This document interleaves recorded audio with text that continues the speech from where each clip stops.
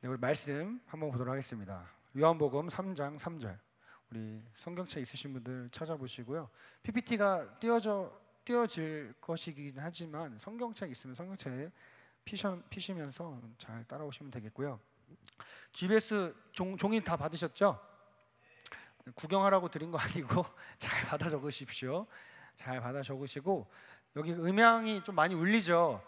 그래서 제가 최대한 천천히 또박또박 말하려고 할 테니까 잘 집중해서 들어주시고, 이것도 하나님의 은혜인 것 같습니다. 잘 안 들려서 더 집중해서 들으라고 하나님께서 그것으로 인도하여 주신 줄 믿으시기 바랍니다. 네. 제 발음 교정은 여름 수련회 끝나고 할게요. 네. 아무튼 요한복음 3장 3절, 그리고 디도서 3장 5절, 고린도후서 5장 17절 나란히 우리 함께 한 목소리로 우리 PPT 보시면서 읽도록 하겠습니다. 요한복음 3장 3절 시작. 예수께서 대답하여 이르시되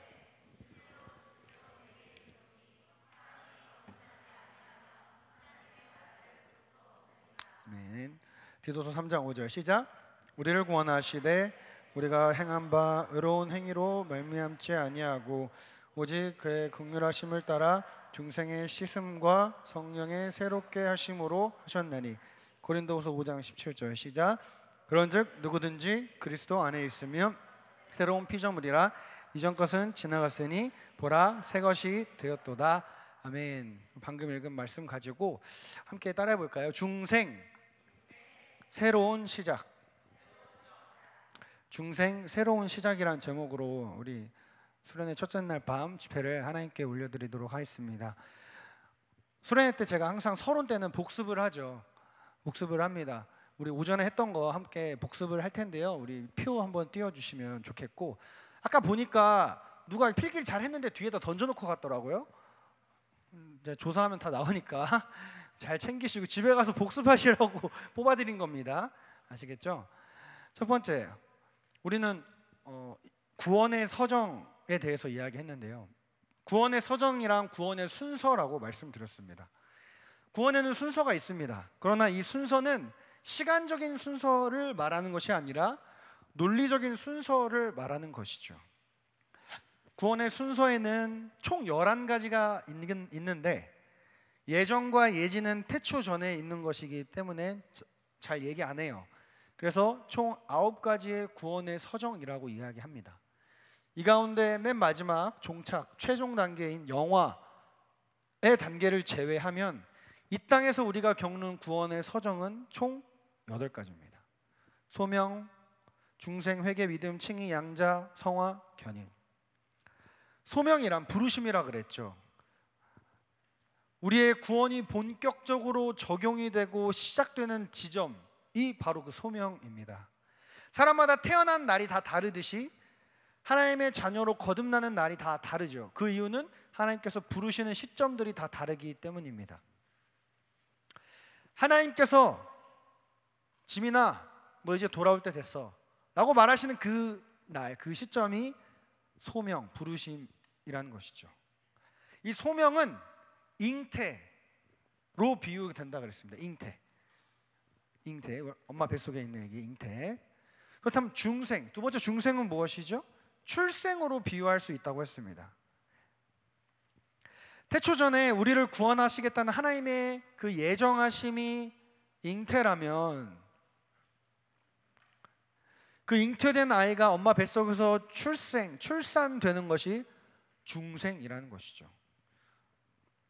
모든 구원의 교리가 중요하겠지만 특별히 중생은 특별한 의미를 가집니다.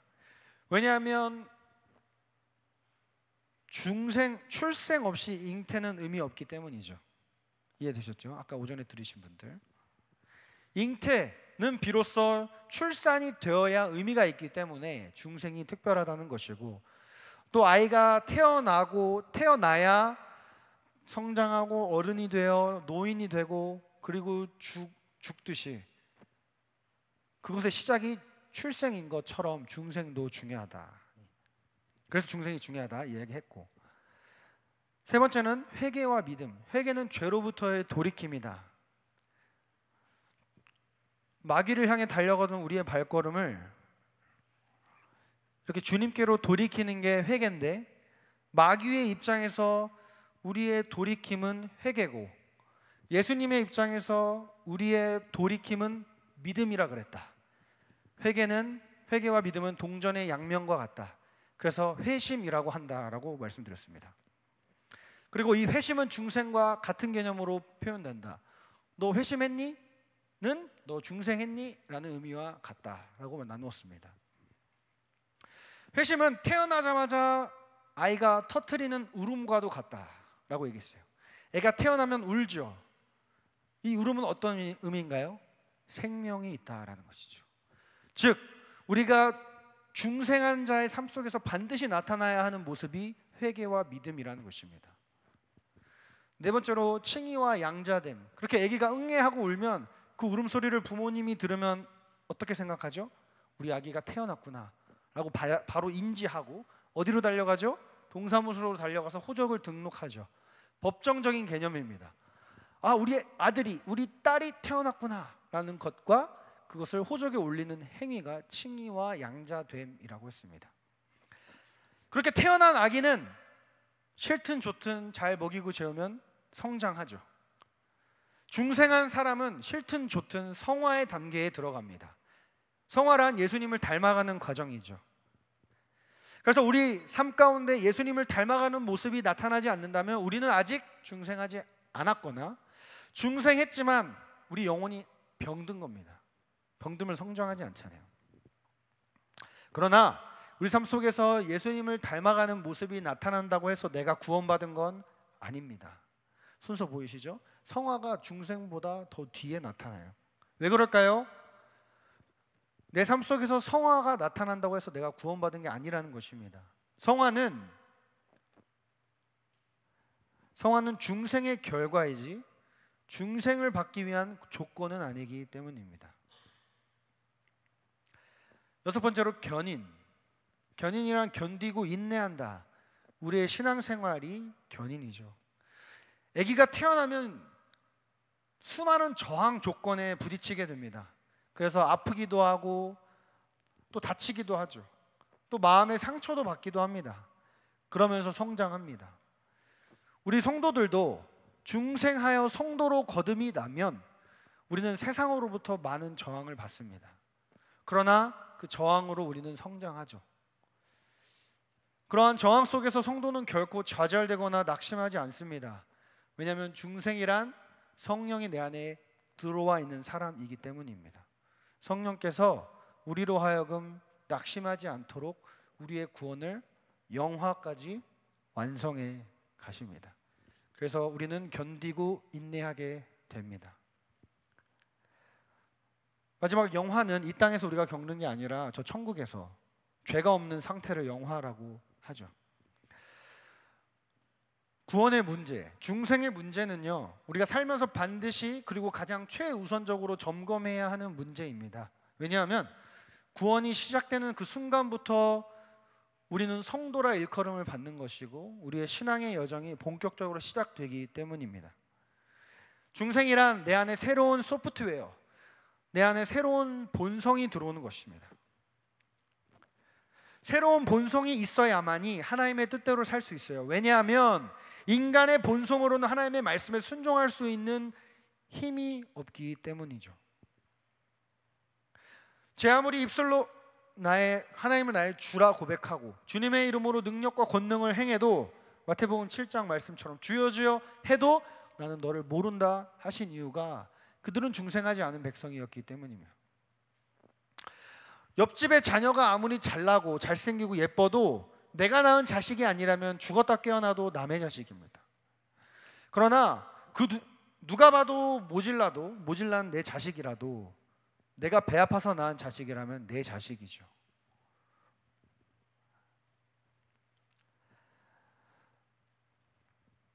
우리 안에 새로운 본성이 들어왔다는 것은, 우리 삶 속에서 하나님의 말씀대로 살 수 없다는 것은 내 안에 새로운 본성, 그러니까 내가 하나님의 자녀가 아직 아니라는 것이죠.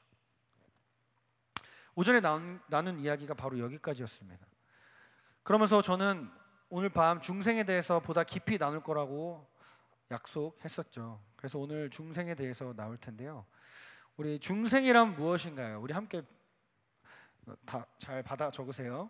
함께 천천히 읽어보겠습니다. 제가 읽어드릴게요. 잘 귀로 들으시면서 적으십시오. 원죄로 말미암아 영적으로 죽어있는 자를 성령께서 일으키시고, 성령께서 일으키시는 겁니다. 새로운 본성을 우리에게 주심으로 생명에 이르는 회개와 믿음으로 이끄시는 초자연적이고 영광스러운 은혜의 역사다.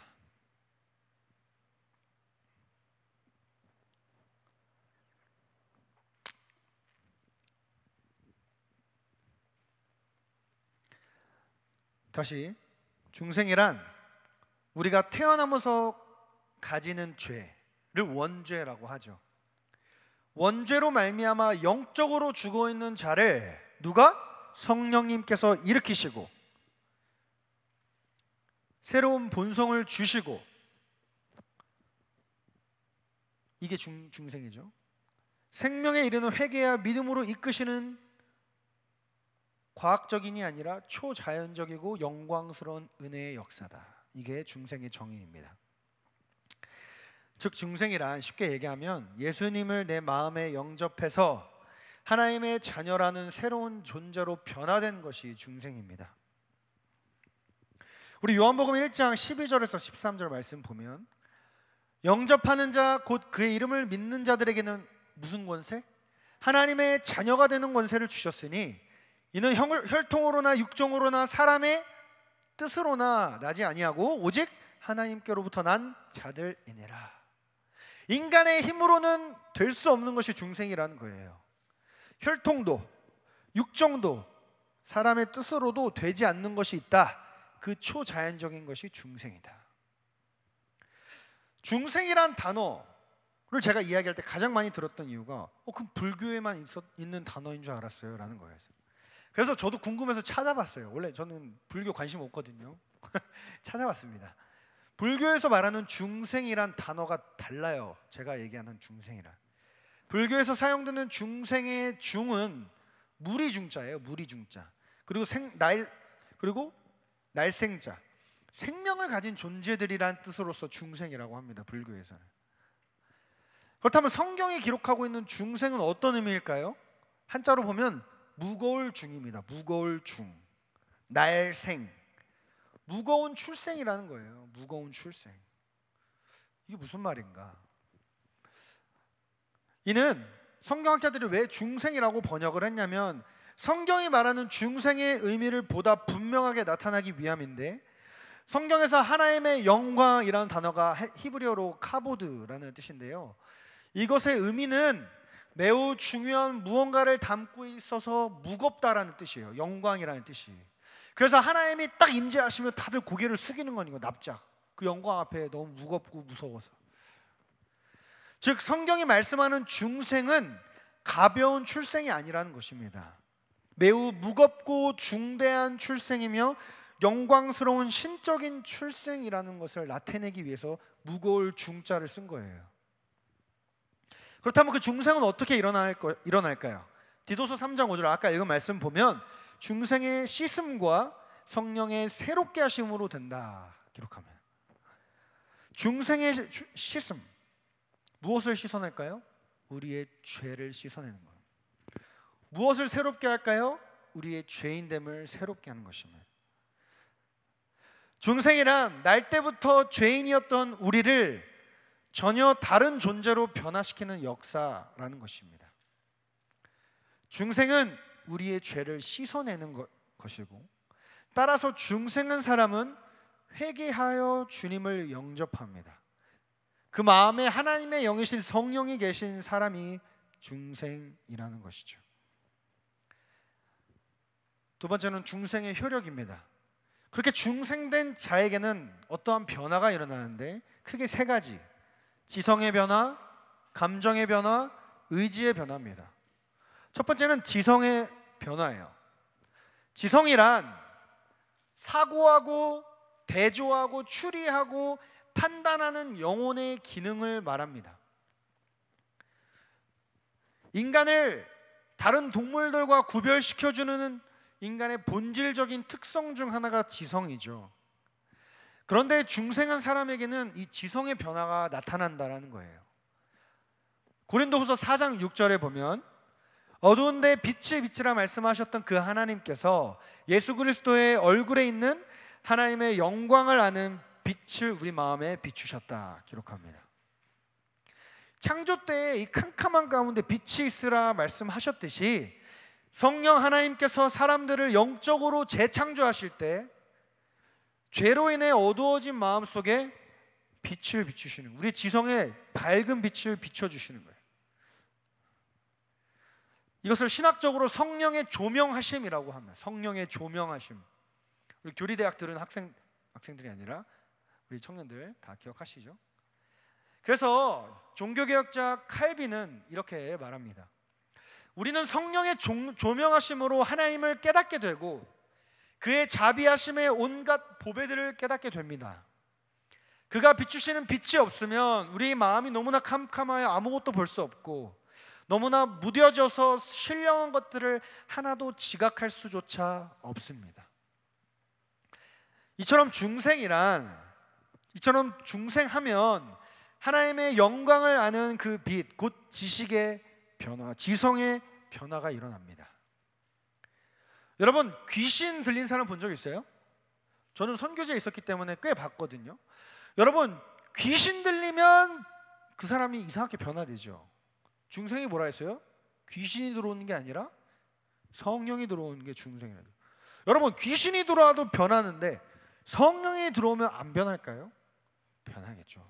우리의 지성도 그러한 변화를 경험한다는 것입니다. 지성의 변화. 왜요? 성령은 그리스도께서 가르쳐 주신 것을 생각나게 해주신다 하셨거든요. 그렇다면 구체적으로 어떠한 지성의 변화가 일어날까요? 첫 번째, 하나님에 대한 새로운 이해가 생기게 됩니다. 하나님에 대한 새로운 이해. 이사야 6장 5절에 보니까 그때 내가 말하되 화로다 나여 망하게 되었도다. 내 입술이 부정한 사람이요 내 입술이 부정한 백성 중에 거주하면서 만군의 여호와이신 왕을 배웠음이로다 하였더라. 이사야가 어느 날 갑자기 하나님을 만났어요. 하나님을 딱 대면하자마자 지금 뭐라고 고백합니까? 만군의 여호와 하나님 앞에 나는 죄인이다. 거룩하신 하나님을 만난 겁니다. 여러분, 중생하기 전에는요 하나님에 대한 막연한 오해를 갖고 살아갑니다. 순종을 강요하시는 하나님, 타 종교의 구원을 인정하지 않는 독단적인 하나님과 같이 중생하기 전에는 하나님에 대한 추상적이고 피상적으로 인식하게 됩니다.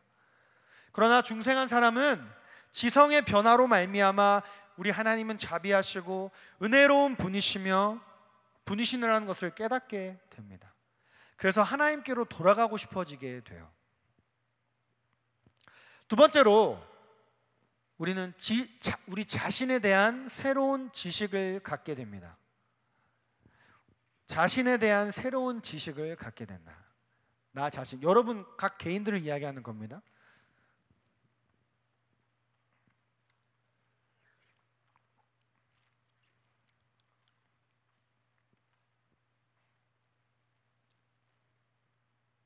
회장님, 뒤에 일부러 안 들어오는 거예요? 기다리는 거죠? 아, 오케이. 문 잠근 줄 알았습니다. 멀뚱멀뚱 서 있으시길래. 우리 자신에 대한 지식의 변화가 생깁니다. 중생한 사람이 하나님에 대한 새로운 이해를 갖게 되면 어떻게 될까요? 하나님에 대한 새로운 이해는 나 자신이 어떠한 존재인지를 객관적이고 절대적으로 깨닫게 됩니다. 하나님이 어떠한 분이신지를 하나님이 어떠한 분이시라는 절대적인 기준이 생기기 때문에 자동적으로 나는 하나님으로부터 멀어진 죄인이구나 라는 것을 깨닫게 된 거예요. 여러분, 제가 이렇게 딱 가운데 서 있잖아요. 근데 제가 이렇게 서 있으면 목사님 왜 왼쪽으로 치우쳐져 있어요? 라고 이야기하겠죠. 여러분들은 왜 그럴까요? 기준이 생겼기 때문이죠. 마찬가지입니다. 하나님은 절대적인 기준이세요. 중생하여 하나님이 누군지 깨달았어요. 그러면 그 절대적인 기준 앞에 나는 어떠한 존재인지, 어디에 위치해 있는 존재인지를 자동적으로 깨달아지게 됩니다. 내가 하나님의 심판과 진노를 받을 수밖에 없는 비참한 존재라는 것을 본능적으로 깨닫게 돼요. 뭐 이성적으로 이런 거는 당연하고 그냥 내 영혼이 압니다. 난 죽겠구나. 중생하는 순간 이 두 가지, 하나님을 아는 지식과 나 자신에 대한 새로운 지식이 동시적으로 깨달아집니다. 이 두 개념을 하나로 합치면 죄에 대한 확신, 죄의식이 생긴다고 말할 수 있어요. 그러니까 중생하기 전에는 죄의식이 없었다는 거예요. 그렇게 우리가 죄인임을 깨닫게 되면 나오는 자연스러운 반응은 앞으로 우리가 처하게 될 영원한 심판과 죽음에 대한 탄식이 터져나오게 됩니다. 그래서 중생 후에 뭐가 있죠? 회심. 회심은 뭐라고 비유했죠? 이제 막 출생한 아이의 울음. 그 하나님 앞에 나는 죽을 수밖에 없는 죄인이구나 깨달으면 주여 나를 살려주세요 이렇게 기도가 나온다는 거예요. 어찌해야 합니까? 우리가 우리의 비참한 상태와 우리가 앞으로 맞이하게 될 비참한 최후를 직면하게 되면 우리는 자연스레 우리의 죄를 구원할 구원자를 찾게 됩니다. 이러한 본능은 자연스럽게 우리를 그리스도에 대한 올바른 시각을 갖게 하죠. 지성의 세 번째 변화가 바로 그리스도에 대한 새로운 지식입니다. 그리스도에 대한 새로운 지식. 우리 마태복음 16장 16절 함께 읽겠습니다. 시작.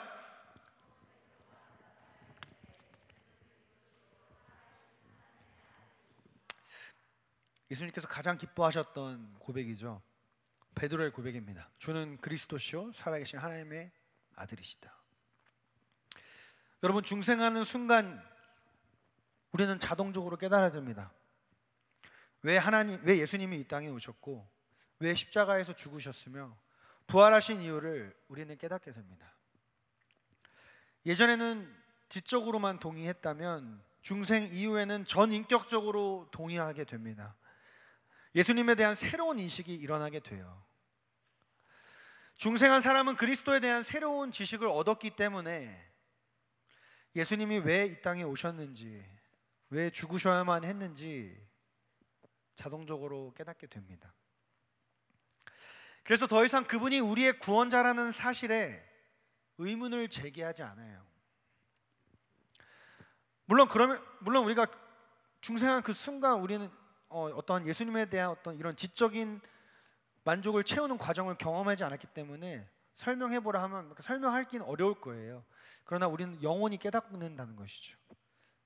그 깨달음을 가지고 우리 교리대학을 참여하고 이렇게 하면서 지식을 우리 지성에 차곡차곡 채워가는 것입니다.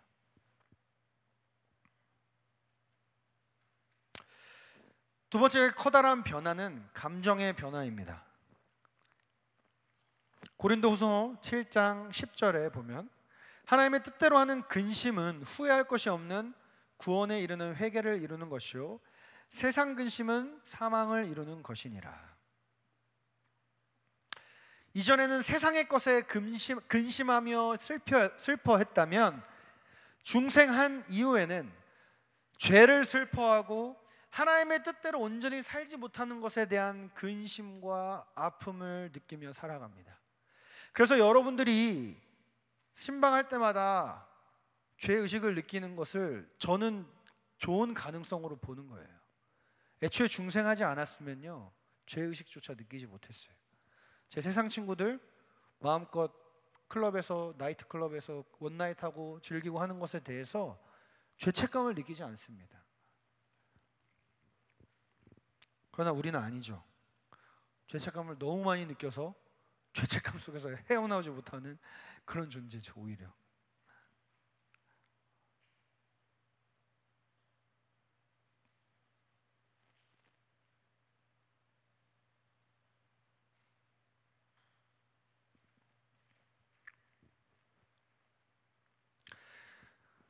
세 번째 변화는 의지의 변화입니다. 중생은 의지의 변화를 가져옵니다. 여러분, 의지의 기능은 무언가를 선택하거나 거절하는 것입니다. 의지의 기능은 무언가를 선택하고 거절하는 기능.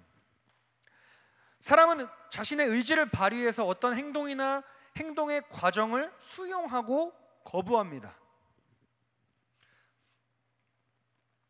그러나 타락한 인간의 본성에 있는 의지, 다시 말해 중생하기 전에 나의 의지는 부패하고 타락해서 영적으로 선한 일들을 선택하지 못합니다.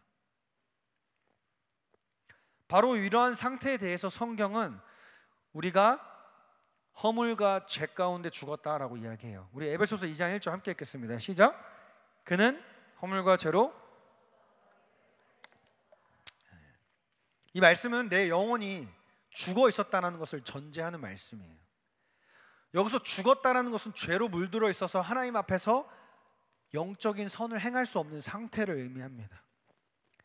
하나님 앞에 전적으로 부패했다.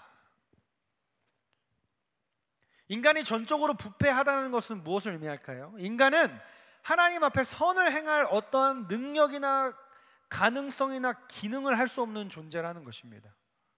왜요? 내 영혼이 죽어 있기 때문에. 사진 한번 보여주세요.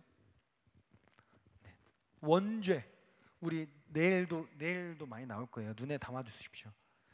우리는 원죄로 말미암아 죄를 가지고 태어나서 오염된 존재입니다. 그래서 우리는 전적으로 부패하고 무능합니다. 뭐에 대해서?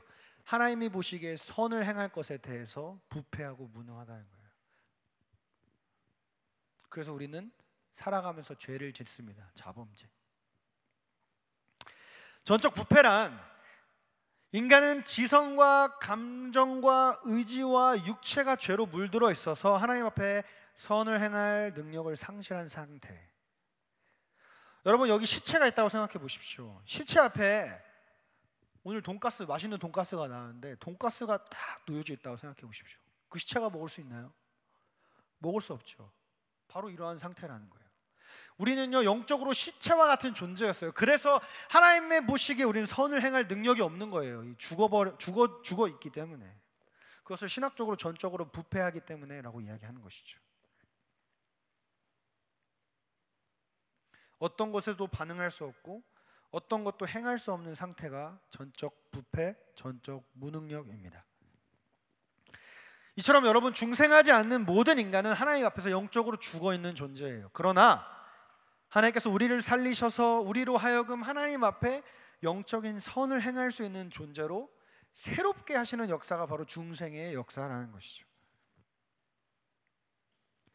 그 중생의 역사는 언제나 의지의 변화를 가져옵니다.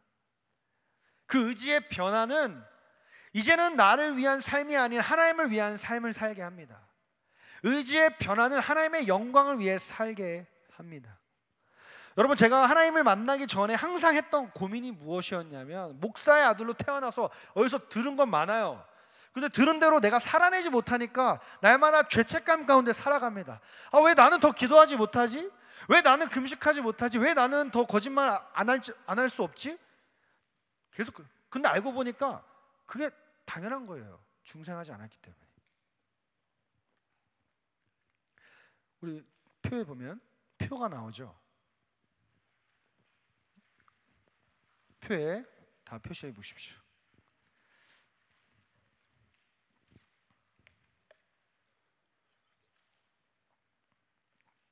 타락 전, 다시 말해 선악과를 따먹기 전입니다.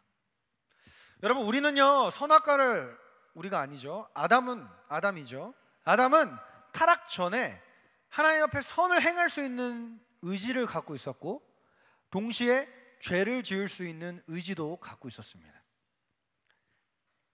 이 타락 전의 상태는 아담과 하와만 누렸겠죠. 그러나 아담과 하와가 선악과를 따먹은 이후에 이 세상에 죄가 들어왔습니다. 그 죄로 인해 우리는 더 이상 하나님 앞에 선을 행할 수 있는 상태를 상실해 버렸어요. 오로지 하나님 앞에 죄를 지을 수 있는 상태만 남아있게 된 것입니다. 그런데 어느 날 하나님의 그 때, 그 카이로스라 그랬죠. 그 카이로스 때에 저를 부르셨어요. 소명. 그 소명으로 말미암아 내가 중생했죠. 중생이 되면 어떻게 됩니까? 하나님 앞에 선을 행할 수도 있고 죄를 지을 수도 있는 상태로 됐습니다. 근데 조금 더 정확한 건 중생 후 동그라미보다는 세모가 정확해요. 네, 너무 깊게 안 가기 위해서 이렇게 했고, 그렇게 우리는 죽어요. 죽어서 어디에 가죠? 천국에 갑니다. 천국에 가면요, 더 이상 죄를 지을 의지가 사라집니다. 오로지 하나님 앞에 선을 행할 수 있는 의지만 남아있게 됩니다.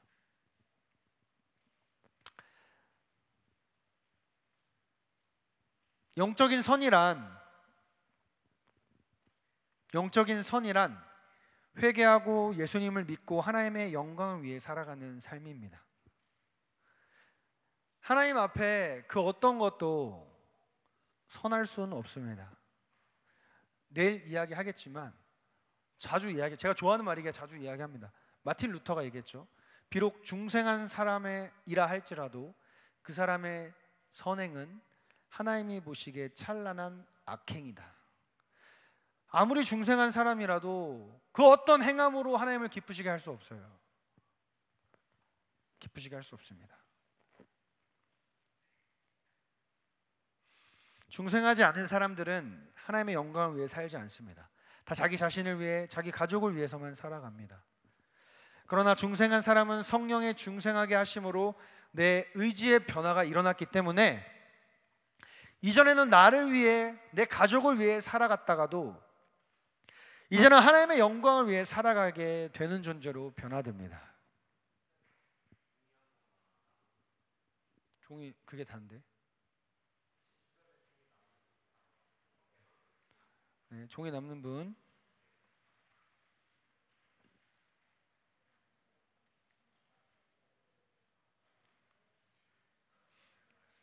이 틈새 휴식.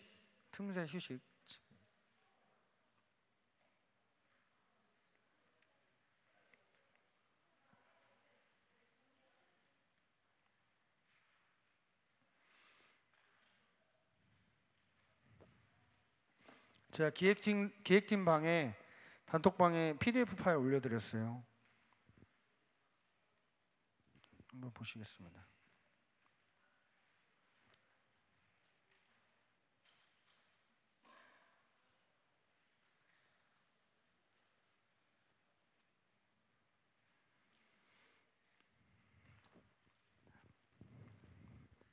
자, 다시. 네.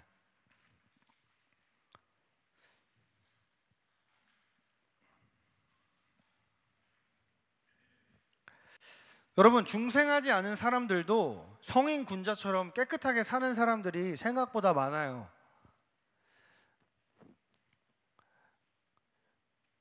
그러나 그것은 성경이 말하는 영적인 선이 아닙니다. 그것은 자기 수양이고 인정받기 위한 몸부림일 뿐입니다. 그저 도덕적인 것인 뿐이에요.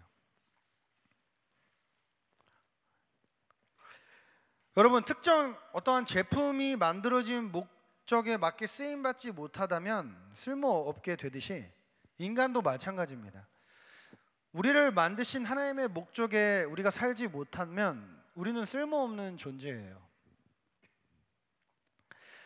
여러분, 물론 중생한 사람이라도 여전히 죄를 짓습니다. 저도 죄를 지어요. 중생은 타락한 본성 그 자체가 완전히 괴멸되어 완전히 흠이 없는 상태로 바뀌는 것이 아니기 때문입니다. 아니에요. 다시, 중생은 타락한 본성 자체가 완전히 괴멸되거나 완전히 흠 없는 상태로 바뀌는 것이 아닙니다. 그러나 중생한 사람은 성령의 깨우치심을 받아 나의 죄를 회개하게 되고 새로워진 심령 안에 성령님이 거하심으로 죄를 혐오하게 되고 그 죄를 억제하게 되고 그 죄를 죽이는 활동을 시작하게 되는 거예요. 죄가 사라지는 게 아닙니다. 여전히 우린 죄의 지배를 받아요. 여러분, 성도는 그래서 오뚜기와 같은 삶입니다.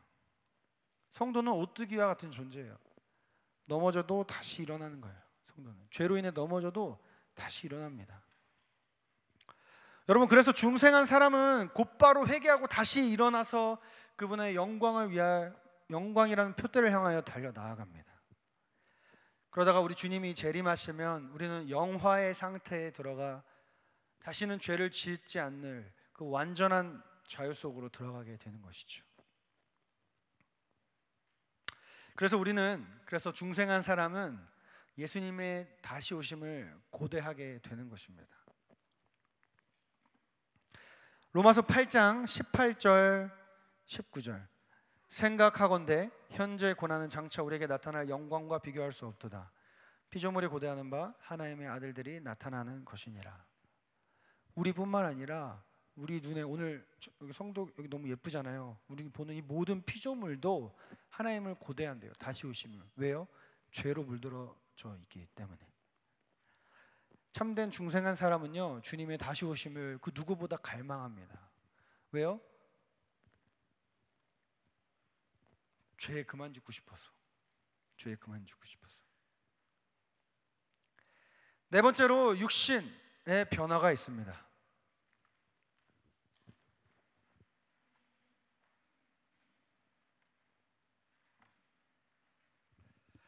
지성과 감성 그리고 의지가 변화되면 육신의 변화와 삶의 변화가 나타납니다.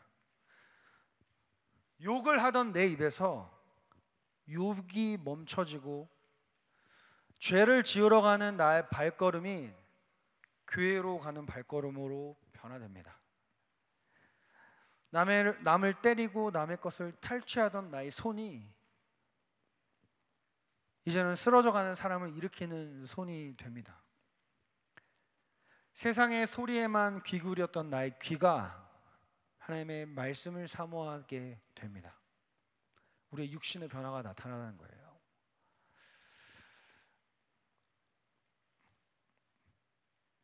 뭐 이미 예상하셨겠지만 저는 초등학교 때 욕을 달고 살았습니다. 초중고 욕을 달고 살았어요. 달달달 하고 전치사 접속사 다 욕을 섞었습니다. 욕 없으면 말을 할 수 없었어요. 지금도 그 흔적이 조금씩 남아 있습니다. 그런데요, 예수님 만나니까 제 언어부터 바뀌더라고요. 제 발부터 바뀌더라고요. 제가 그렇게 춤추는 거 좋아했거든요. 춤도 못 추면서. 그래서 홍대, 강남 자주 갔습니다. 이 중생하지 않은 것들, 그걸 부러워하면 안 된다고. 지금 부끄러운 저희 과거를 고백하는 거예요, 여러분. 이거 안 되겠다. 오늘 아주요. 여러분. 그런데요, 주님을 만나니까 제 발이 교회로 향하게 되더라고요. 우리 육신의 변화가 오장육부가 다 변화되는 것입니다. 중생의 증거가 아닌 것, 세 번째. 앞서 나눈 대로 중생이란 새로운 존재로 다시 태어나는 것입니다. 우리는 이렇게 저처럼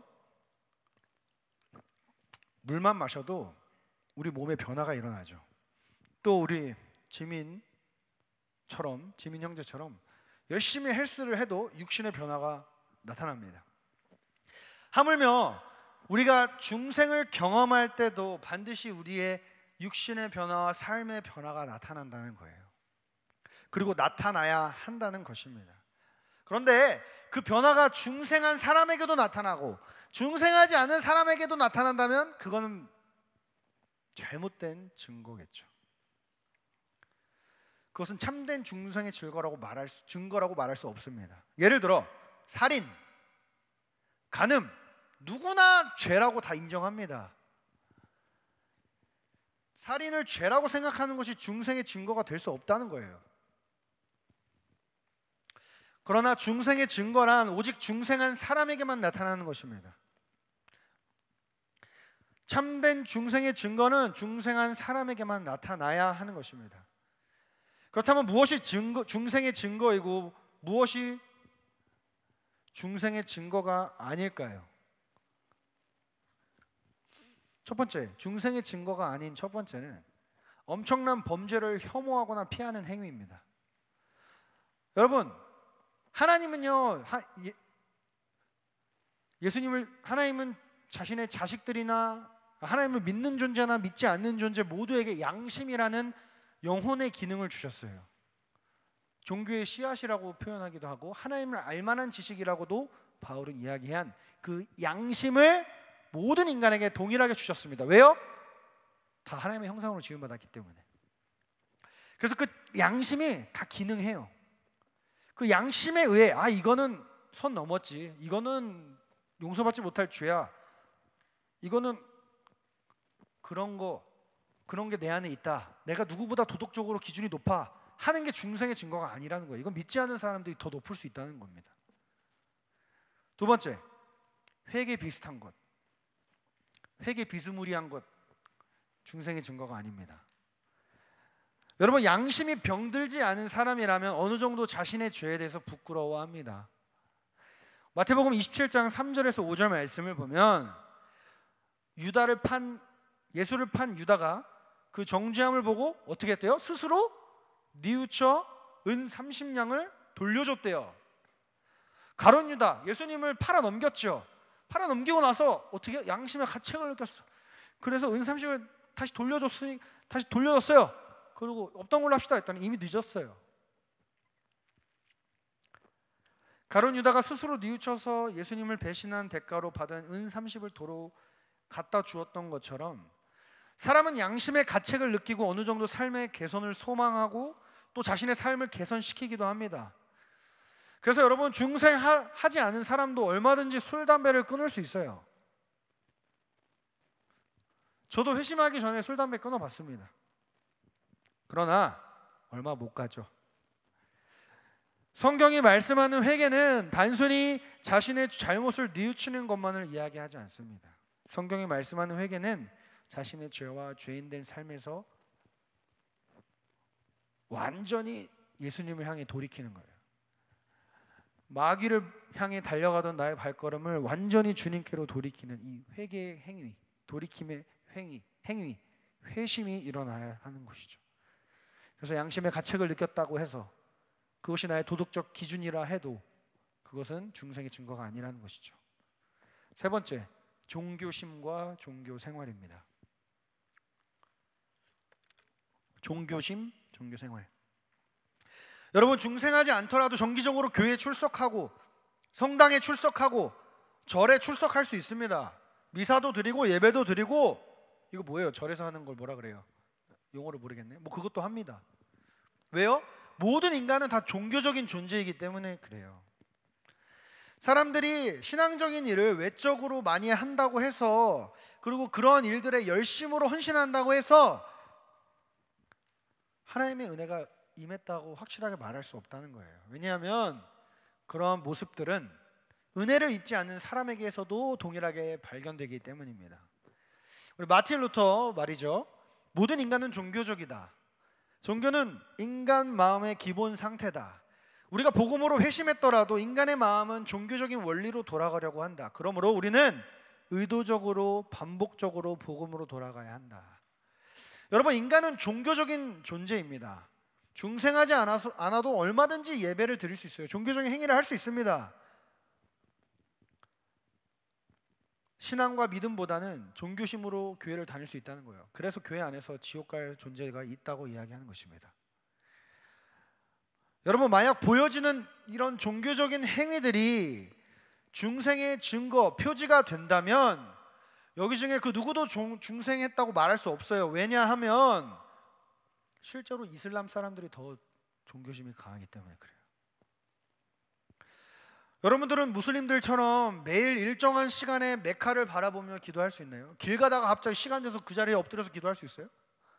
못 하잖아요. 여러분들은 알라를 위해 폭탄 테러 할 수 있어요? 하나님을 위해 폭탄 테러 할 수 있어요? 못 하잖아요. 근데 무슬림들은 한다는 거예요.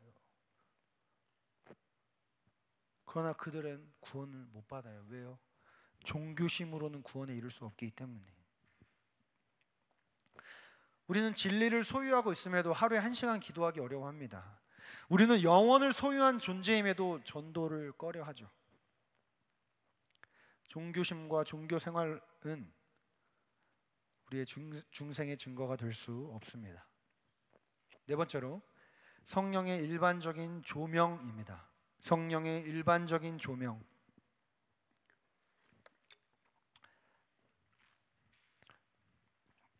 복음의 진리를 듣고 어느 정도 기쁨으로 깨닫고 받아들입니다. 그리고 그래서 심지어 목사도 돼요. 그러나 중생하지 않고도 어떠한 가르침을 받아들이고 그 가르침을 열정적으로 가르칠 수 있습니다. 민수기 24장 3절에서 4절 말씀을 보면 그가 예언을 전하여 말하되 부올의 아들 발람이 말하여 눈을 감았던 자가 말하며 하나님의 말씀을 듣는 자 전능자의 환상을 보는 자 엎드려서 눈을 뜬 자가 말하기를, 이런 말씀이 있는데, 발람이라는 사람이 이방 민족의 왕이었던 발락의 사주를 받아 하나님의 백성인 이스라엘 백성을 저주하는 장면인데, 그 저주하던 발람에 대해서 뭐라고 평가합니까? 하나님께서 그는 하나님의 말씀을 듣는 자, 환상을 보는 자. 하나님의 말씀을 듣고 하나님의 환상을 보는 자가 어떻게 하나님의 백성을 저주할 수 있을까요? 비록 중생하지 않아도 얼마든지 외적으로는 하나님의 말씀을 전할 수 있고 환상을 볼 수 있다는 것입니다. 중생하지 않아도 복음을 듣고 어느 정도 깨닫고 어느 정도 그것을 받아 예수님을 믿었다고 말할 수 있다는 거예요. 그래서 과거에 기독교 신자였다가 타 종교에서 진리를 발견했다 하면서 다른 종교로 가버린 사람들이 존재하는 것입니다.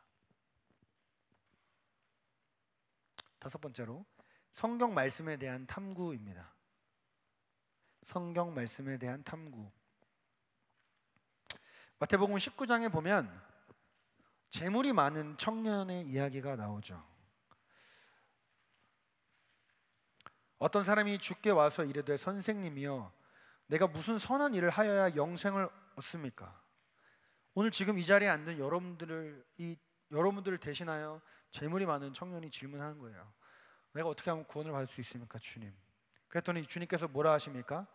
어찌하여 선한 일을 내게 묻느냐? 선한 이는 오직 한 분이시니라. 내가 생명에 들어가려면 계명을 지키라. 이르되 어느 계명입니까? 살인하지 말라, 간음하지 말라, 도둑질하지 말라, 거짓 증언하지 말라, 내 부모를 공경하라, 내 이웃을 내 자신과 같이 사랑하라 하신 그 계명이다 말씀하시니까 그 청년이 주님 나 그거 다 지켰습니다. 그랬더니 예수님께서 뭐라고 말씀하십니까? 내가 온전하고자 할진대 내 소유를 팔아 가난한 자들에게 주라. 그리하면 하늘의 보화가 내게 있으리라. 그리고 와서 나를 따르라 하셨는데 그 청년이 재물이 많음으로 근심하며 떠나갔습니다.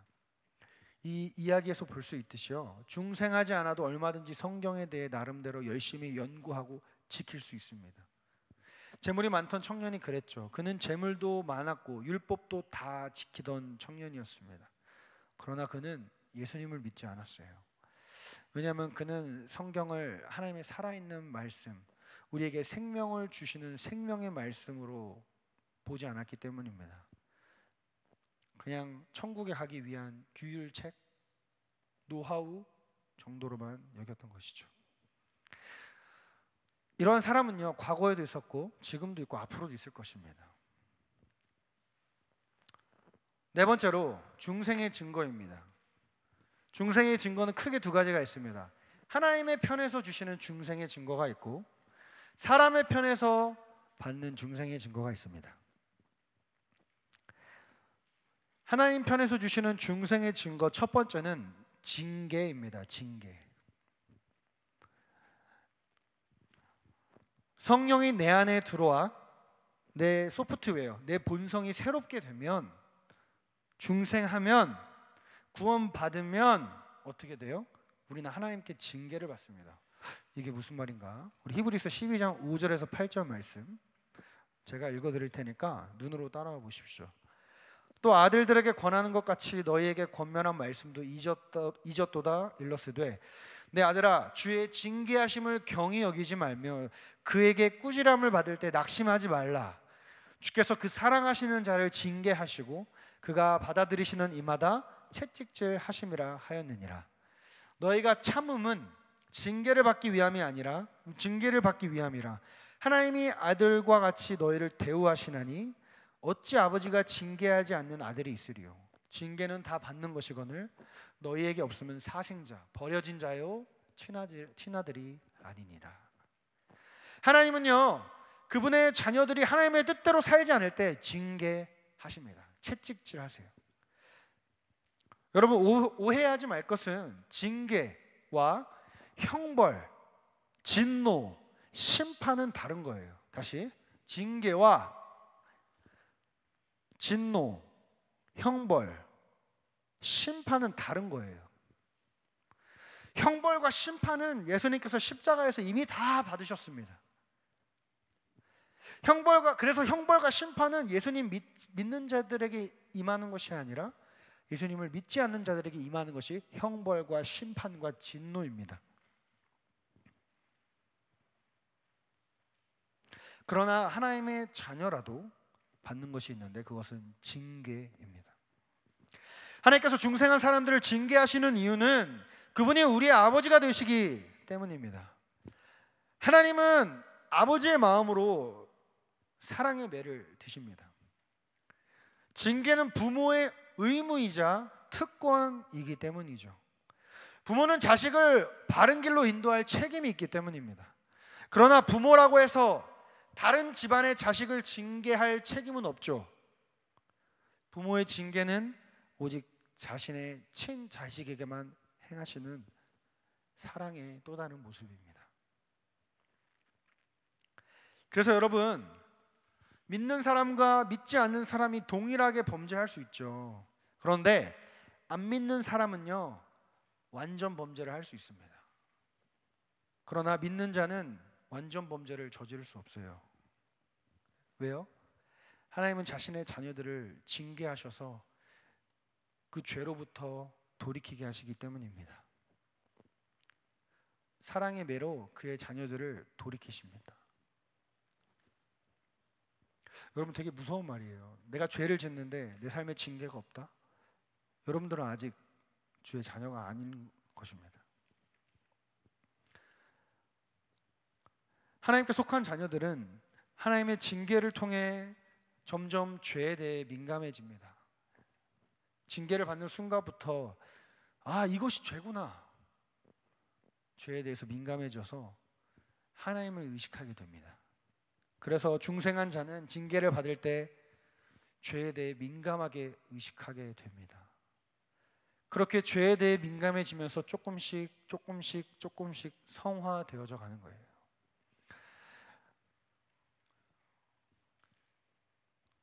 일반화할 수 없지만 저는 모든 사건을 저에게 적용하거든요. 어떤 권위 있는 목사님이 어떠한 죄를 져서 그것이 언론에 타서 한순간에 뚝 떨어지는 모습을 보면서 저도 한편으로는 비난도 하지만 한편으로 하나님께서 저분을 많이 사랑하시는구나 라고 생각할 때가 있어요. 만약 하나님께서 그 목사님을 사랑하지 않으셨다면 그분은 평생 그 범죄, 완전 범죄 살다가 지옥 가는 것입니다. 그것이 계기가 되어 회개하게 된다면 그분은 비록 이 땅에서의 모든 명성은 끝났지만 그분은 영원한 천국에서 살아가는 것입니다. 그분이 회개했다면. 왜요? 징계는 중생한 자에게 주시는 하나님의 증거이기 때문이죠. 두 번째, 하나님의 보호를 받습니다. 하나님의 보호를 받습니다. 고린도전서 3장 16절과 요한복음 14절 16절을 보면 너희는 너희가 하나님의 성전인 것과 하나님의 성령이 너희 안에 계시는 것을 알지 못하느냐. 요한복음 14장 16절 내가 아버지께 구하겠으니 그가 또 다른 보혜사를 너희에게 주사 영원토록 너희와 함께 있게 하리라. 영원토록 우리와 함께 하신대요. 한 번 들어오시면. 여러분, 중생한 자 안에는 성령님이 계십니다. 보혜사, 요한복음 14장 16절에 나온 보혜사란 헬라어로 파라클레토스인데 이는 문자적으로 도움을 베풀기 위해 곁으로 부름받은 자라는 뜻이에요. 그래서 헬라 시대 때는 이 단어를 변호사 또는 법률 자문가를 가리켜서 사용했습니다. 우리를 보호해 주시는, 우리를 변호해 주시는 그 보혜사 성령님은 우리 안에 들어오시면 영원히 떠나지 않으세요. 성령님은 지옥에 갈 수 없기 때문에 성령에 있는 모든 주의 백성들은 지옥에 가지 않는 것입니다. 그래서 영원히 떠나지 않는다 하셨으니까 성령에 의해 영적인 보호를 받게 되는 것입니다. 영적인 보호. 두 번째는 사람의 편에서 보는 중생의 증거인데, 이것이 다른 말로 하면 거룩한 삶의 표지가 될 수 있겠죠. 첫 번째는 말씀과 기도에 대한 열정이 생깁니다. 저는 이것을 옆에 영적인 굶주림이라고 적었어요. 영적인 굶주림. 우리가 중생하면 영적으로 굶주려져요. 애가 왜 울어요? 최근에 제 조카가 집에 왔는데 왜 울어요? 밥 달라고 우는 거예요. 밥 달라고. 굶주리기 때문에. 여러분, 말씀과 기도에 대한 열정은 영적인 굶주림입니다. 중생한 사람은 말씀과 기도에 대한 열정이 생겨납니다. 중생이란 다시 태어나는 것이죠. 거듭남, 새로 태어나는 것입니다. 아기가 태어나면 울어 제끼죠. 배고프다고. 중생이란 새로 태어나는 것입니다. 다시 태어난 순간 우리는 영적인 젖을 사모하게 됩니다. 영적인 젖. 그래서 그 젖을 사모하는 부르짖음이 기도인 거예요. 기도. 밥 주세요 하는 것이 기도라는 거예요. 그리고 그 젖 그 자체가 하나님의 말씀인 것입니다. 교회 처음 나오신 분들 설명하면 성경에서 젖이라는 표현이 있는데 그것이 이제 하나님의 말씀을 의미해요. 하나님의 말씀. 하나님의 젖을 사모하라. 이렇게 하나님의 말씀을 사모하라. 그래서 내가 진짜 중생하면 영적인 굶주림, 영적인 갈급함이 생겨서 하나님의 말씀을 듣고 싶어지고 하나님의 말씀을 읽고 싶어지며 하나님의 말씀을 배우고 싶어지고 하나님께 기도하고 싶어지게 된다는 거예요. 혹 우리가 영적인 게으름으로 잠시 동안 말씀과 기도의 삶에서 멀리 했어도 성령께서 여전히 내 안에 계시기 때문에 내 마음의 갈급함이 끊이지 않는 거죠. 결국에는 말씀 있는 자리로 가게 하신다는 거예요. 왜? 계속 배고프거든, 목마르거든. 성령님이 한번 들어오시면 안 떠난다 하셨으니까. 그래서 교회를 다니는데 성경을 모르고 기도할 줄 모르면 참으로 중생했다고 볼 수 없는 것입니다. 여러분, 고난을 만나면 누구나 기도합니다. 누구나 하나님을 찾아요. 그러나 평소 평화로울 때 하나님을 찾고 기도하고 말씀을 가까이 하는 자는 적어요. 그런 자가 진짜 중생한 사람이라는 거예요. 그러므로 일주일 내내 성경을 읽지 않는데 영적으로 이상함을 느끼지 못한다? 자신의 중생을 점검해봐야 합니다. 여러분, 이런 이야기를 들을 때마다 목사님은 목사님이니까 맨날 말씀을 읽지, 가까이 하지. 나는 내 일주일의 삶이 얼마나 바쁜지 목사님 당신이 알아요? 라는 마음. 어떻게든 빠져나갈 구멍을 만드는 사람들은 조심해야 합니다.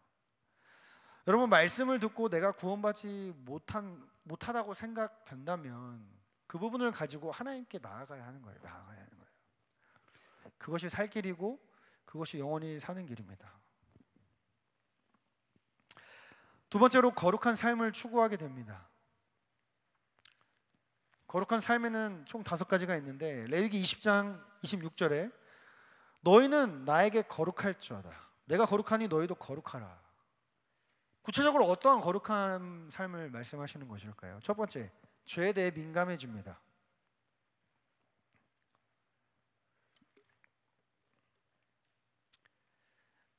거룩한 삶을 추구하게 돼요. 죄 자체를 혐오하고 거부하게 됩니다. 만약 죄를 지으면 바로 일어나서 회개합니다. 바로 정신을 차리게 되는 것이죠. 왜냐하면 중생하면 우리의 본성이 바뀌기 때문입니다. 그래서 J.C. 라일이라는 사람은 이렇게 말했어요. 마음의 실제적인 은혜가 더 부어질수록 죄에 대한 자각은 더 깊어집니다.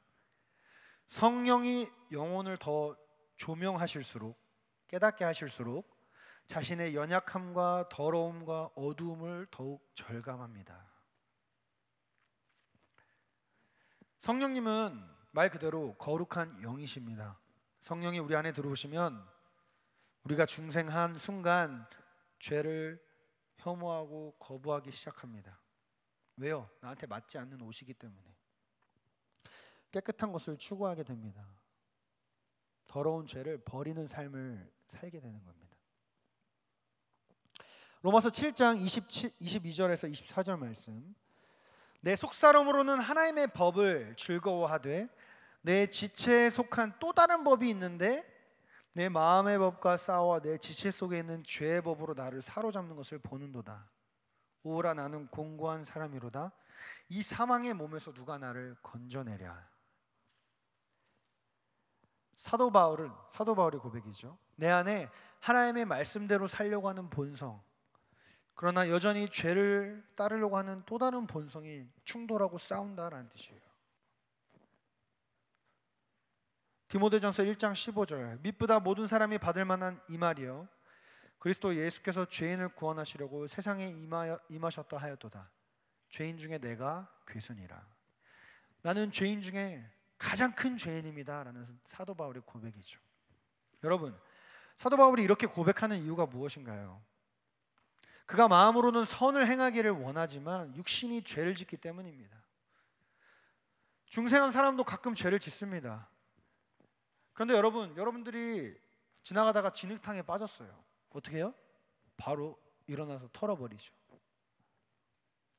그런데 돼지가 길을 가다가 진흙탕에 빠지면 그곳에서 놉니다. 그것을 즐기죠.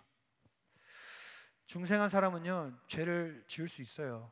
넘어질 수 있습니다. 그러나 다시 일어납니다. 털어냅니다. 다시 걸어갑니다. 그런데 중생하지 않은 사람은 재밌네? 이렇게 놉니다. 그 죄 가운데 살아갑니다. 두 번째는 삶의 목적이 바뀝니다. 삶의 목적이 바뀝니다. 고린도전서 10장 31절 함께 읽겠습니다. 시작. 그런즉 다 하나님의 영광을 위하여 하라. 아멘. 중생하지 않는 사람은 자기 자신을 위해 살아갑니다. 물론 조금 더 선한 사람들은 이웃도 도우며 살아갑니다. 그러나 그때뿐이에요. 결정적인 순간에 다 포기하고 자기 자신의 유익만을 챙기며 살아가죠. 결국에는 자신의 성공과 행복을 위해서 살아갑니다. 그러나 중생한 사람은 이 모든 것을 초월하여 하나님의 영광을 위해 살아갑니다. 내 숨이 끊어지는 순간까지 하나님의 영광을 위해 살아갑니다. 중생한 사람은 내가 지금 하고 있는 학업, 사업, 직장의 일이 하나님의 영광을 드러내느냐 되지 않느냐를 고민하며 살아가는 거예요. 오늘 담임 목사님 오셔서 저희 뒤에서 돌아가면서 기도 제목을 듣고 기도해 주셨는데 많은 청년들이 진로에 대한 고민을 하는 것을 봤습니다. 진로의 고민을 여러분들 왜 할까요? 성공하고 싶은 마음도 있겠지만 그 안에 깊은 마음 가운데 이 일이, 이 걸음이 내가 지금 계획해 놓은 인생의 길이 하나님의 영광을 위한 길이 맞나? 라는 고민에서 나왔다면 여러분들은 중생한 사람이 맞다는 거예요. 왜냐하면 중생하지 않으면 120% 내 자신을 위해 살아가기 때문입니다. 그래서 중생한 사람은 항상 고민하고 자기에게 질문합니다. 지금 내가 하고 있는 일이 하나님께 영광이 되는지. 옛날에는 생각 없이 죄를 지었는데 어느 순간부터 죄를 짓는 행위에 부담감을 느끼며 살아갑니다. 그래서 삶을 살아가는 구체적인 방식과 방향과 그 패턴이 완전히 새로워지는 거예요.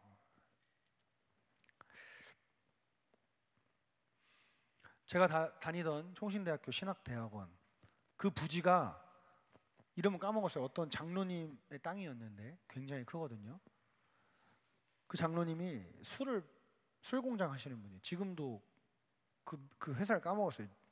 처음처럼 건지 참이슬인지 기억이 안 나네. 아무튼 그 회사 장로님이라고 했던 것 같은데 그분이 술 공장을 세우려고 했다가 하나님을 만나버린 거예요. 그래서 저희 교단에 신학교를 세워달라고 그 땅을 기증했습니다. 그리고 제가 알기로는 그 자리에서 내려왔다고 들었는데 이건 모르겠습니다. 뒤는 모르겠는데 어찌 됐고 그 상황만 놓고 보면 그분은 내가 하는 일이 하나님의 내가 이 술공장을 세우는 내 일이 하나님의 영광이 아니다 싶었기 때문에 과감히 포기하고 하나님의 영광이 되는 일을 위해 헌납했던 것입니다. 이렇게 바뀐다는 거예요. 삶의 목적이 바뀌었기 때문에 삶의 구체적인 방식과 방향과 패턴들이 다 바뀌게 되는 거예요. 세 번째, 하나님에 대한 새로운 감각이 생깁니다.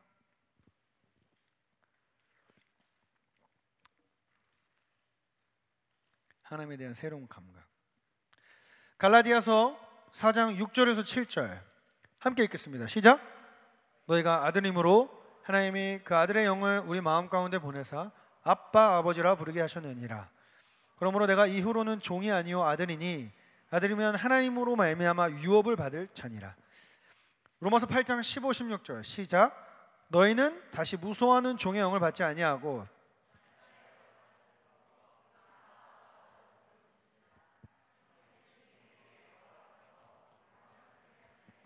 증언하시느니라. 아멘. 여러분, 중생하기 전에는 하나님이 나를 괴롭히는 분으로 여겨졌다가 중생한 후에는 따뜻한 아버지로 다가오십니다. 하나님을 친밀한 존재로 여기게 된다는 거예요. 그러면서 동시에 함부로 대할 수 없는 경외감으로 대하게 된다는 것입니다. 여러분, 그래서 이런 말이 있죠. 이런 말이 있습니다. 육신의 아버지와의 관계에 따라 하나님 아버지에 대한 이해가 결정된다라는 말은 틀린 말입니다. 육신의 아버지와의 관계에 따라 하나님 아버지에 대한 이해가 결정된다는 말은 틀린 말이에요. 왜냐하면 하나님은 우리에게 참 아버지에 대한 올바른 새로운 개념을 주시기 때문이에요. 새로운 개념을. 비록 육신의 아버지와의 관계가 좋지 못하더라도 하나님을 만나면 하나님 아버지에 대한 새로운 이해와 감각으로 말미암아 육신의 아버지를 용납하게 돼요. 누가? 제가 그랬습니다.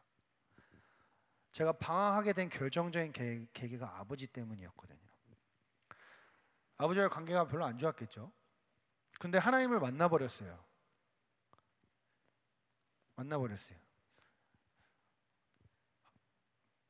내가 아버지와의 관계에 따라, 육신의 아버지와의 관계에 따라 하나님 아버지를 이해하는 그것이 결정된다는 이 말이 성립이 됐다면 저는 영원히 하나님을 만나지 못했겠죠. 근데 아니에요. 하나님을 만나버리니까 아버지가 어떤 존재인지를 새롭게 깨달았습니다. 새롭게. 그러면 아버지에 대해서 상처가 많은 사람은 하나님을 아버지라 부를 때 육적인 아버지에 대한 잘못된 인식으로 거부감이 생긴다라는 말은 성경적인 말이 아니라는 거예요. 이는 중생을 몰라서 하는 말입니다. 상처를 치유받아야만 하나님 아버지와 가까워질 수 있다라는 말은 성경 어디에도 나와 있지 않아요. 하나님을 만나야 상처가 치유되는 것이지 치유돼야 하나님을 만난다는 개념은 성경에 없다는 것입니다. 오히려 중생하면 성령께서 내 마음에 직접 하나님은 너의 따뜻한 아버지야. 하나님은 너의 따뜻한 아버지야 라는 새로운 감각을 주십니다. 육신의 아버지가 없는 분 계실 수 있죠. 없을지라도 중생한 사람은 성령께서 참된 아버지에 대한 감각을 주십니다. 아버지에 대한 상처가 하나님을 왜곡하여 인식하게 된다는 가르침은 심리학의 가르침이지 성경의 가르침이 아니라는 거예요. 성경은 하늘에 계신 우리 아버지에 대해 따뜻하고 친밀하면서 한편으로는 함부로 할 수 없는 두려움과 그 경외의 대상이라고 성경은 말씀합니다. 네 번째로 성도와 교회에 대한 새로운 감각이 생깁니다. 성도와 교회.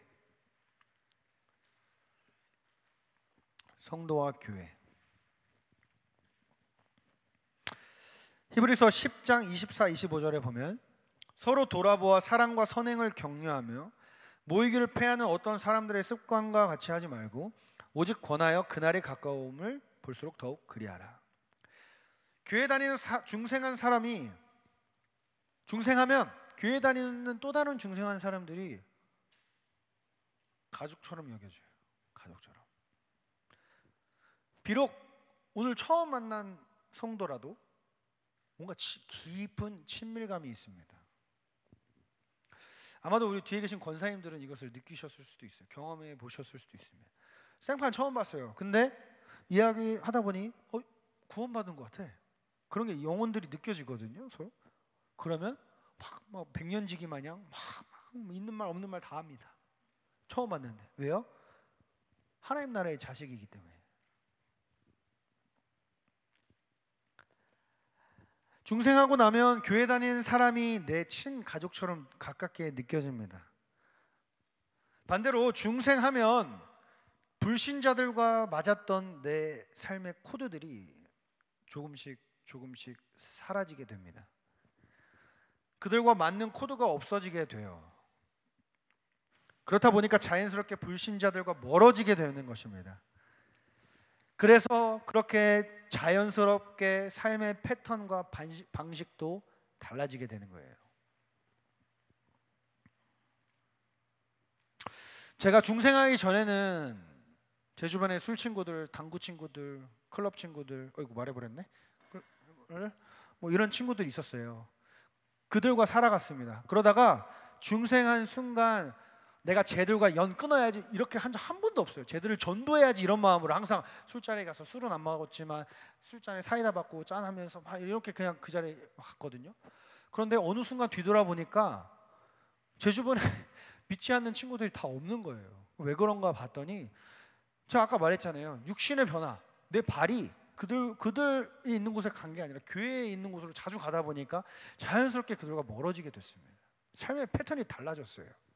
그러다 보니 내 주변에 다 믿는 사람밖에 안 생겼어요. 믿는 사람밖에.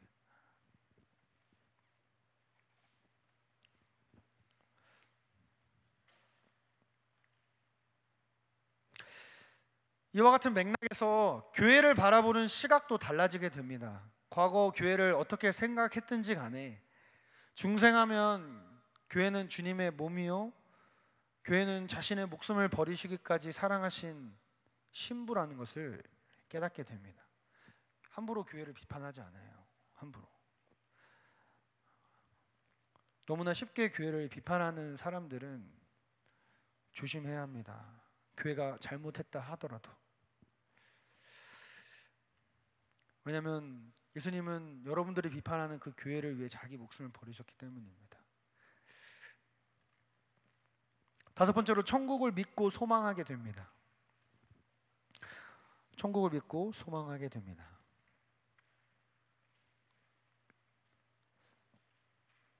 히브리서 11장 16절에 그들이 이제는 더 나은 본향을 사모하니, 본래 고향이죠.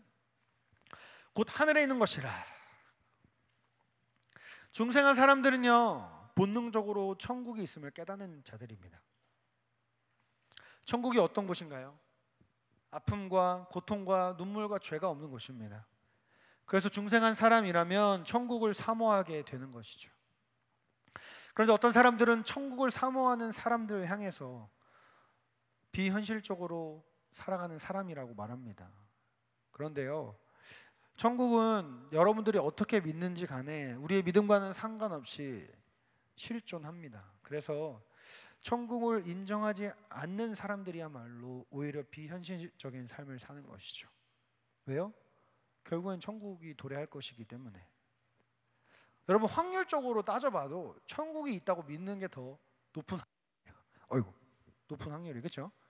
천국 없어 라고 믿고 살다가 천국 오면 손해고, 천국 있어 라고 생각하고 그런 삶을 살다가 천국 오면 수지 맞은 거고, 세상 말로 하면 확률적으로 따져봐도 천국이 있는 게 더 있다고 믿고 살아가는 게 높은 확률이라는 것이죠. 근데 이렇게 해석하면 이제 잘못된 거고, 이해를 돕기 위해 설명한 겁니다. 어찌됐건 우리가 믿든 안 믿든 간에 천국은 실존합니다. 그래서 천국이 있어 라고 생각하면 살아가는 사람들이 가장 현실적인 삶을 살아가는 거예요. 그래서 이 땅에서 우리는 나태할 수 없는 겁니다. 왜? 천국이 올 거기 때문에. 여러분, 천국이 어떤 곳이에요? 성경이 뭐라고 얘기합니까? 영원토록 하나님을 예배하는 곳이, 하나님을 찬송하는 것이 천국이에요. 그러면 이 땅에서 일주일에 한 번 예배 드리는 게 지옥 같은 사람은, 그런 사람이 천국 간다고 생각해봐요. 그것만큼 지옥은 없는 거예요. 그분은 그 지옥 같은 삶을 평생 해야 되는데, 영원토록. 그래서 여러분, 이 땅에서의 예배가 기뻐야 천국에서의 삶이 영원한 기쁨 속에 가는 겁니다.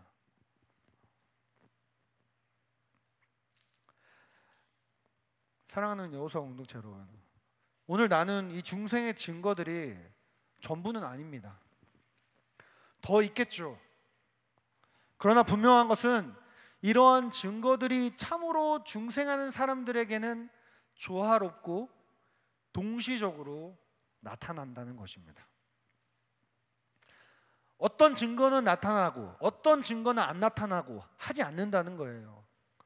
왜냐하면 중생은 한 성령께서 하시는 사역이기 때문에 그래요. 한 성령께서. 열매 맺는 속도는 사람마다 다 다를 수 있습니다. 그러나 동일한 방향성을 바라보고 가기 때문에 결국에는 이러한 증거들이 반드시 조화롭게 나타나게 된다는 것이죠. 여러분, 사람마다 키가 크는 속도가 다르죠. 그렇죠? 그리고 절대 그 키도 결국엔 다르잖아요. 마찬가지, 우리의 믿음의 분량이 사람마다 달라요. 그리고 속도도 달라요. 그러나 중생한 사람은 반드시 성장한다. 어느 방향으로? 예수 그리스도, 믿음의 주 온전케 하신 예수 그리스도라는 그 방향으로 성장한다는 거예요. 느릴 순 있다. 그러나 반드시 나타난다. 여러분, 만약 어떤 사람이 정말로 열심히 말씀을 읽고 열심히 기도합니다. 그런데 죄는 안 버려. 불신자와 똑같이 죄 짓고 삽니다. 아마도 누군가가 떠오르겠죠. 지금 머릿속에 스쳐가죠? 그게 자기 자신일 수도 있겠죠. 누군가에게는. 그 사람이 열심히 성경을 읽고 열심히 기도하고 구원받는 증거가 나타나니까 저 사람은 구원받는 사람일까요? 아니라는 거예요. 아니라는 거예요. 이 사람이 정말로 구원받은 사람이라면 열심히 성경을 읽고 열심히 기도도 하면서 동시에 죄도 버리는 삶이 나타나야 한다는 거예요. 그런데 열심히 성경 읽고 열심히 기도는 하는데 죄는 안 버려. 불신자와 똑같이 살아간다면 조화롭지 못한 것이죠. 구원받은 증거가 아니라는 것입니다. 마찬가지로 어떤 사람이 말끝마다 하나님을 영광을 위해 살아간다 라고 말하면 살아간다고 가정해 봅시다. 그런데 일주일 내내 성경을 읽지 않아요. 기도도 하지 않아요. 그것은 구원의 증거가 아니라는 거예요. 왜요? 영적인 갈급함, 굶주림을 느끼지 못하기 때문에. 우리 포도송이를 생각하면 됩니다. 좋은 포도송이는 한 줄기에 포도송이가 골고루 알차게 맺혀져야 합니다. 만약 열심히 공부는 하지만 하나님을 영광을 위해 살지 않는다면, 열심히 성경을 읽고 기도하는데 죄를 버리지 않는다면, 하나님의 영광을 위해 산다고 말하면서 일주일 내내 성경을 읽지 않고 기도도 하지 않는다면 그것은 건강한 포도송이를 맺는 삶이 아니라는 거예요. 중생했다고 보기 어렵다는 것입니다. 중생했더라도 어딘가가 고장이 난 거예요. 병들어 버린 거예요. 영혼이. 만약 여러분 오늘 말씀을 듣고 본인이 중생하지 않았다고 결론이 났다면 다시 복음을 들어야 하고 다시 복음으로 돌아가야 하고 다시 십자가 앞에 가야 합니다. 나 같은 더러운 죄인을 위해서 예수님이 십자가에 죽고 부활하셨습니다. 진심으로 그분을 내 마음속에 모셔야 합니다, 여러분. 그리고 나에게서 이 구원의 증거들이 조화롭게 나타나는지 6개월, 1년 딱 정해놓고 점검해봐야 돼요, 여러분 스스로. 그리고 주변 사람들도 점검해봐야 됩니다. 왜요?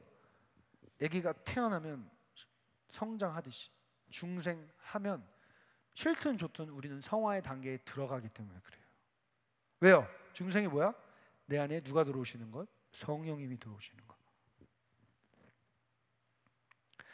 그래서 청교도들은 세례를 함부로 안 줬어요. 세례를 함부로 안 줬습니다. 목사님, 저 구원받은 것 같아요. 그래, 두고 보자. 몇 년을 두고 보고 세례를 줬다며. 정말로 구원의 증거가 그 삶에 나타나는지. 오늘날 세례의 의미가 많이 가벼워졌죠. 약해졌습니다. 그런데 중생의 뜻이 뭐라 했죠? 무거울 중, 나의 생, 무거운 출생이에요. 무거운 출생. 세례도 가벼워지면 안 됩니다. 아무나 받으면 안 돼요.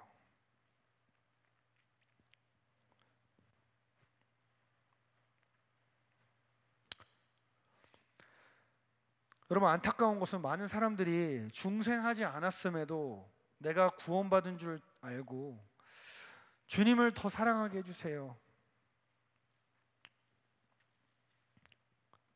믿음이 성장하게 해주세요, 내가 하는 학업이 잘 되게 해주세요, 내가 하는 일들이 잘 되게 해주세요, 이 고난에서 건져주세요라고 기도합니다. 그런데 여러분, 아까도 얘기했지만 죽은 시체에 키가 자라나나요? 자라나지 않습니다. 성장도 생명이 있어야 가능한 것입니다. 생명이 있어야. 그래서 방금 말한 기도가 틀렸다는 거예요. 우리가 가장 먼저 해야 할 기도는 중생을 위한 기도여야 한다는 것입니다. 왜냐하면 이 중생의 역사는 성령님의 주권적인 사역이기 때문입니다. 또 말씀을 통해서만 일어나기 때문입니다. 내가 중생하지 않았는데 내 사업이 잘 되는 게 중요해요? 내가 중생하지 않았는데 내가 4점 만점에 4점 만점 받은 게 중요합니까? 내가 중생하는 게 제일 중요하고 최우선적으로 점검해 봐야 될 문제라는 거예요. 중생하지 않았는데 주님 사랑합니다라는 고백은 위선이라는 거예요. 중생하지 않고는 주님 사랑할 수 없기 때문에.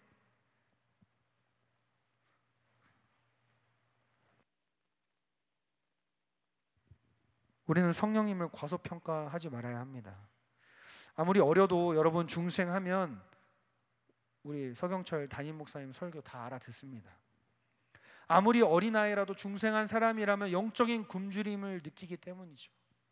이해하지 못해도 마음은 무언가로 채워져요. 왜? 말씀을 듣는 자리에 있기 때문에. 어린아이라 할지라도 영적인 굶주림을 느끼기 때문입니다. 세례 요한도 모태로부터 성령 충만함을 받았습니다.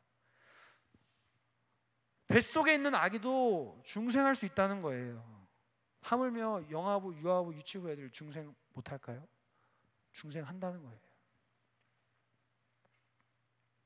만약 오늘 말씀을 듣고 나의 중생의 여부가 불확실하다면 솔직하게 하나님 앞에 인정하시고 빨리 하나님께 살려달라고, 나 중생하게 해달라고 기도해야 하는 것입니다. 그래서 지옥 심판을 면하고 천국 가게 해달라고 기도해야 하는 것이죠. 반대로 만약 오늘 말씀을 듣고 나 구원 받았구나 라는 마음이 들었다면 하나님 앞에 감사를 올려드리면 됩니다. 그리고 더 많은 구원의 증거들이 내 삶에 나타나게 해달라고 기도해야 하는 것입니다. 또한 나에게 말씀을 사모하고 기도하고 싶은 그 사모의 열정이 있다고 확인이 됐다면 이게 점점 더 커지게 해달라고 기도해야 됩니다. 점점 더 커지게. 그리고 내 죄에 대해서 민감해졌다면 더 민감해지게 해달라고, 다시 말해 더 거룩하게 해달라고 기도해야 하는 것입니다. 하나님의 영광을 위해 살고 싶어지는 마음이 들었다면 삶 속에서 아주 사소한 것조차도 하나님의 영광을 위한 것임을 체크하며 살아가야 하는 거예요. 아주 사소한 것.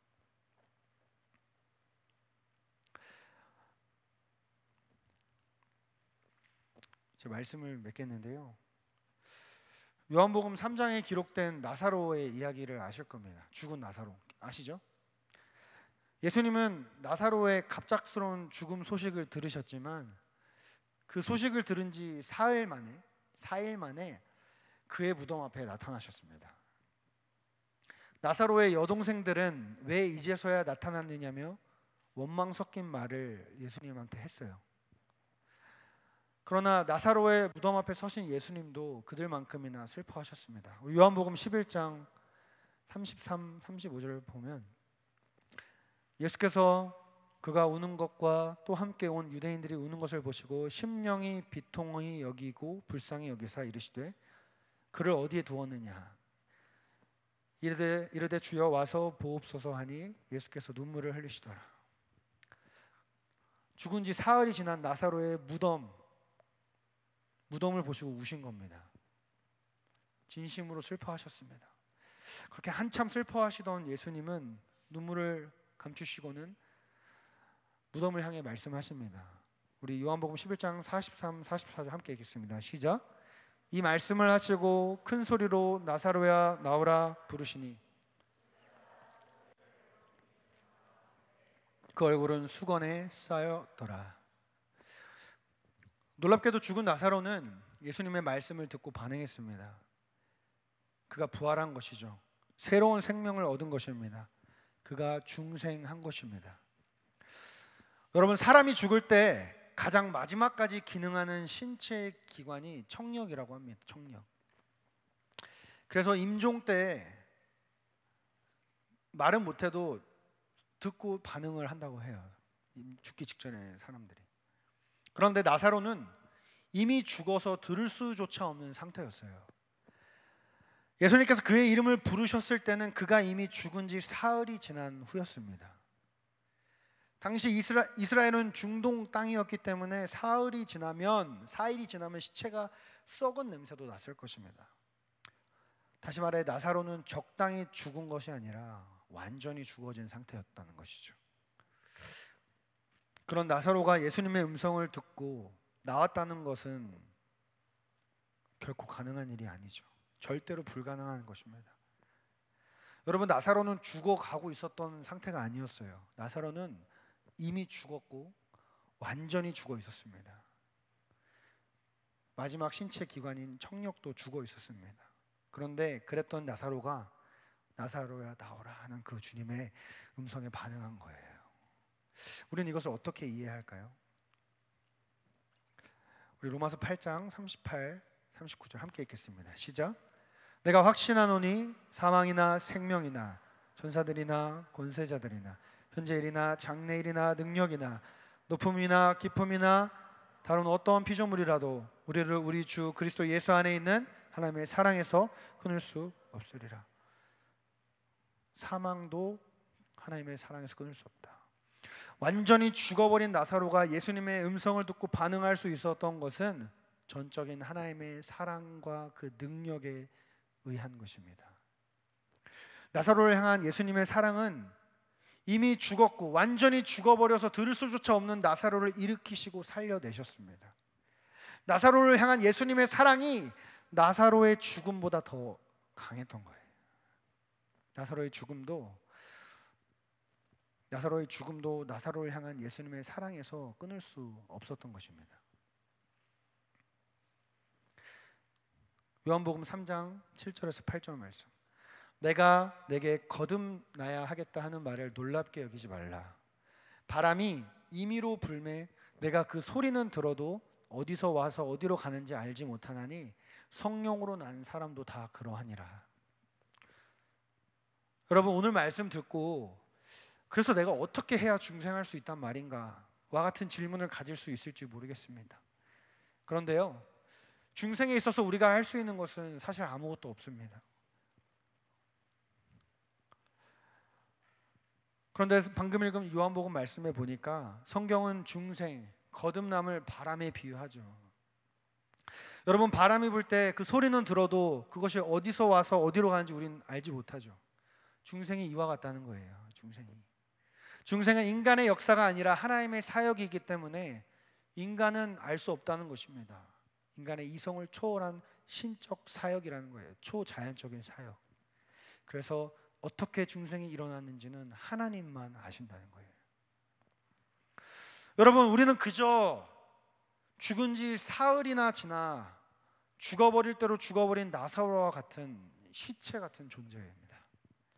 그랬던 우리가 살아난 것이에요. 어떻게 살아난지 우리는 모릅니다. 저도 몰라요. 그러나 분명한 것은 성부 하나님께서 우리를 향한 그 성자 예수님의 사랑을 기억하시며 성령 하나님을 우리에게 보내주신 것입니다. 이것이 중생의 역사예요.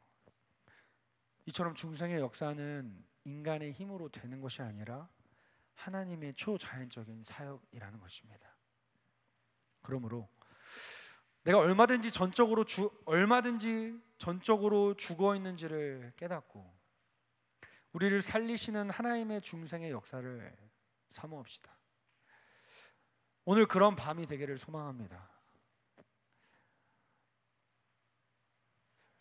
오늘 예레미야 29장 11절에서 13절 마지막 말씀인데요. 우리 함께 읽겠습니다. 시작.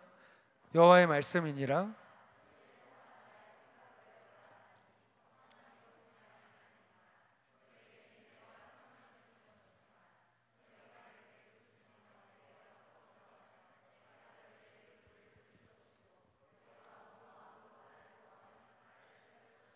나를 만나리라.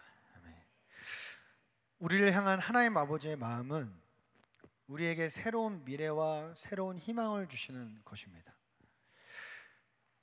우리가 하나님께 부르짖고 기도하고 온 마음으로 하나님을 찾고 구하면 만나 주신다고 약속했어요.